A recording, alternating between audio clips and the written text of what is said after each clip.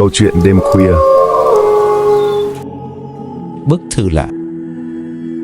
Một người đàn ông lên đường đi nghỉ hè. Anh thuê một khách sạn 5 sao sang trọng, còn vợ của anh ta đang bận đi công tác nên không đi cùng được. Họ lên kế hoạch gặp nhau vào cuối tuần này tại khách sạn 5 sao sang trọng đó. Tới nơi, anh ta vội vàng gửi thư về cho vợ.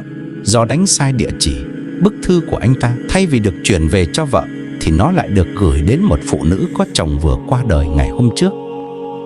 Khi người vợ quá tội nghiệp nọ vừa mở bức thư ra, bà ta thét lên một tiếng khủng khiếp, té xuống sàn nhà và bất tỉnh. Nghe tiếng thét, người nhà chạy vào phòng thì chỉ thấy một bức thư trên sàn nhà. Bức thư viết: vợ yêu quý của anh vừa đến nơi.